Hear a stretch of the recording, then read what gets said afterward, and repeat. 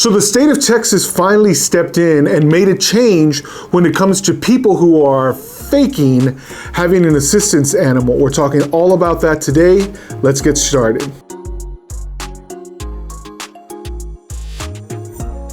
Hello landlords, it's Ernie Garcia, landlord attorney, and the Texas legislature wrote into law and the governor signed effective September 1st of this year, a law that makes it a criminal act to fake when you've got a service or assistance animal. I'm going to read today out of the Texas Human Resources Code, section 121.006. A person commits an offense if that person intentionally or knowingly represents that an animal is an assistance animal or a service animal when the animal is not specially trained or equipped to help a person with a disability.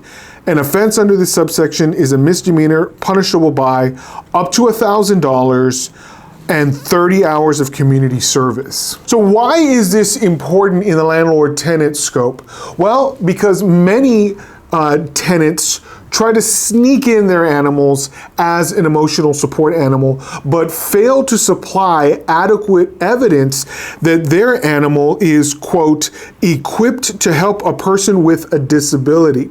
Now, typically what we look for when we find a tenant who is claiming to have the need for an ESA or an emotional support animal is some verifiable evidence from a Texas-based medical professional. This can be as simple as a letter from a doctor or a nurse, psychiatrist, psychologist, someone in Texas who is medically trained to diagnose a medical need for an ESA. If your tenant comes forward and demonstrates that A, they have a medical need themselves, and B, that the animal in question satisfies that need, then you have a legitimate ESA.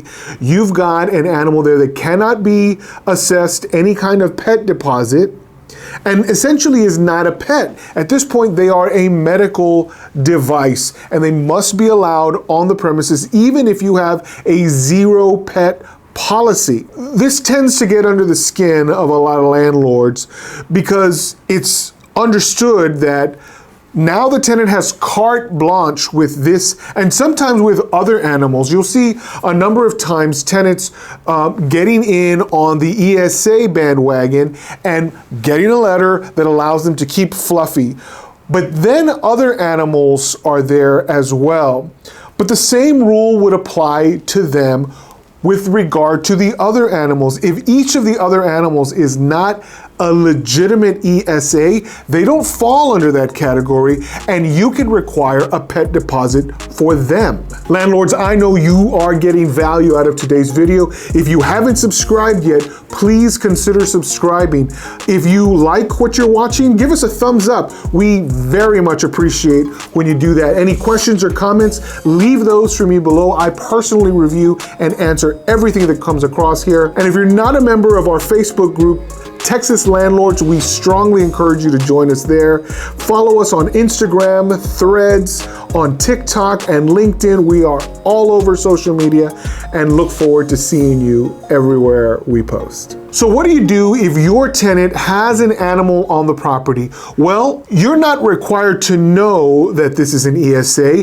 If your lease prohibits any animals on the property without your authorization, then you should immediately issue a notice of default in writing to your tenant and deliver that notice in accordance with your lease, demanding that the tenant remove that animal within a reasonable amount of time. 3 to 7 days is typically pretty reasonable. Additionally, if your lease requires that your tenant pay certain fines and fees for having that pet, you should enforce those fees. Now, what if your tenant is able to supply the evidence needed in order to substantiate that their pet is an ESA? If this happens, and it can happen, it's a pretty low bar if the tenant does have access to a medical professional professional who is willing to say, yes, Fluffy can stay because Fluffy is an emotional support animal, and I recommend that patient X, your tenant, keep Fluffy in the home as an ESA. Okay, so they've met that burden, but that doesn't mean that they get carte blanche. It doesn't mean that Fluffy can terrorize your property. So what do you do? Well, essentially, you have to be on your own toes, and you have to be on the property on a routine basis to make sure that Fluffy isn't tearing the place apart.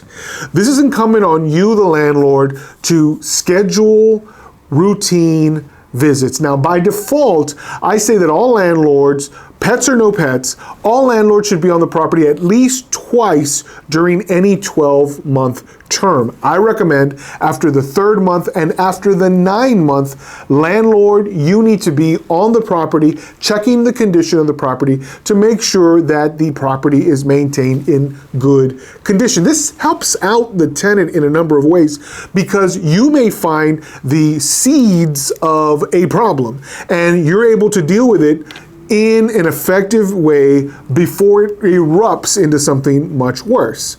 But this also saves you money because you're finding problems before they erupt into something much worse, and you care for your property enough to take care of it sooner rather than later. When it comes to an out-of-control ESA, it doesn't matter that they serve as an emotional support animal. If Fluffy is tearing up the floor or carving up the stairs or terrorizing the sheetrock, you have the right to issue a notice of default, not for an unauthorized pet, but for damage to the property. And my recommendation to you is don't wait until after the tenant leaves to pull those funds from the security deposit. Instead, go in, issue the notice of default, make the repair, and immediately charge the tenant for those repairs in accordance with your lease, giving them a reasonable amount of time to submit payment.